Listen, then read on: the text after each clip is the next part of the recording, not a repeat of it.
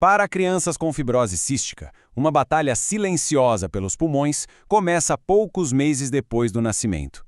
Hoje, vamos dar uma olhada bem de perto nas evidências de uma investigação celular que está mudando o jeito que a gente entende essa doença. Ok, vamos começar com essa citação da pesquisa que é bem alarmante, né? Ela já mostra logo de cara o que está em jogo. Não estamos falando de um problema que se desenvolve com o tempo, não. A lesão pulmonar irreversível, a tal da bronquiectasia, já é visível quando essas crianças mal começaram a andar. Então o ponto central é esse.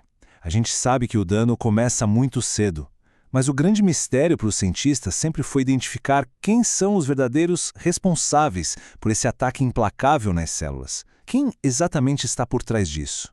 Para entender a investigação, primeiro a gente precisa entender o campo de batalha. A fibrose cística é causada por mutações num único gene, o CFTR. E quando esse gene não funciona direito, o resultado é um muco grosso, pegajoso, que entope as vias aéreas. Isso acaba preparando o terreno para um ciclo bem destrutivo.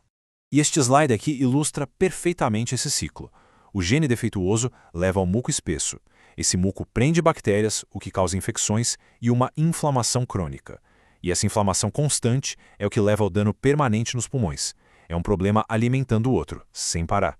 Então, como é que os cientistas conseguiram investigar os culpados por essa inflamação com um nível de detalhe que nunca se viu antes?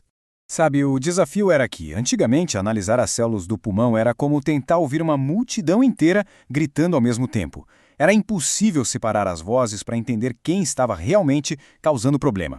Pois é, os estudos mais antigos davam resultados conflitantes, muito por causa dessa confusão toda de sinais. Mas aí, uma nova tecnologia mudou o jogo. O sequenciamento de RNA de célula única. Em vez de ouvir o barulho do estádio, agora é como se os cientistas pudessem fazer uma entrevista individual com cada célula, perguntando exatamente o que ela está fazendo e falando. Com essa ferramenta nova e poderosa em mãos, a investigação se voltou para os principais suspeitos na cena do crime, as células do sistema imunológico. Num pulmão saudável, temos basicamente dois atores principais. Os macrófagos, que são a equipe de limpeza, mantendo tudo em ordem, e os neutrófilos, a equipe de resposta rápida, que chegam com tudo para combater invasores. O que acontece na fibrose cística é que a equipe de limpeza fica sobrecarregada e a equipe de resposta rápida parece que exagera na reação. Isso nos leva à pergunta central.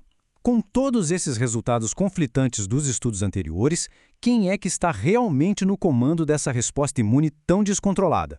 A análise de célula única deu uma resposta bem clara e, olha, dramática. Esse gráfico aqui mostra a principal descoberta de um jeito muito poderoso. Em pulmões saudáveis, quem manda são os macrófagos, a equipe de limpeza.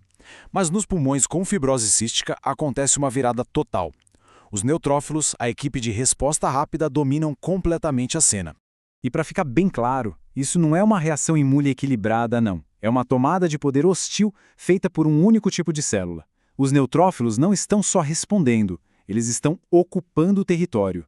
E não é uma força única, homogênea. A análise revelou um exército bem diverso de neutrófilos especialistas. Tinha os imaturos, que foram mandados para a batalha cedo demais, os ativados, que são mestres em recrutar mais soldados, e o ponto crucial, um subtipo chamado ativado por choque térmico, que parece ser um dos principais culpados, que adora um ambiente estressante do pulmão com UFC e que fica perpetuando esse ciclo de inflamação. Mas a investigação ainda revelou uma reviravolta final. Um cúmplice que ninguém esperava nesse crime celular. A questão que surgiu foi: e as células que revestem as vias aéreas, as células epiteliais? Será que elas são só vítimas passivas desse caos todo? E a resposta foi um surpreendente não.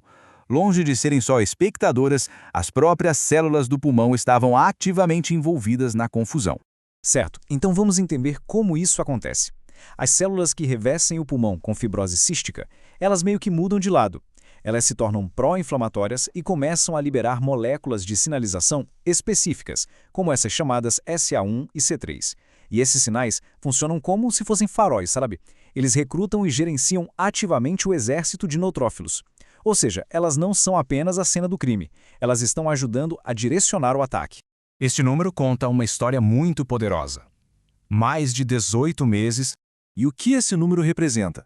Representa uma paciente, uma adolescente, que estava recebendo o tratamento mais avançado para FC por mais de 1 ano e meio. E mesmo assim, a análise das células do pulmão dela mostrou que a guerra continuava. A mesma tomada de poder pelos neutrófilos, a mesma cumplicidade das células epiteliais. A implicação disso é profunda. Parece que, uma vez que esse padrão de inflamação se instala no início da vida, ele se enraiza de um jeito que nem mesmo as melhores terapias atuais conseguem reverter. Essa citação da pesquisa resume a descoberta de forma perfeita.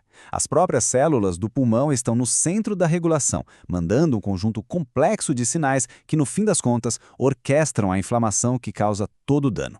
Isso tudo nos deixa com uma pergunta crucial para o futuro.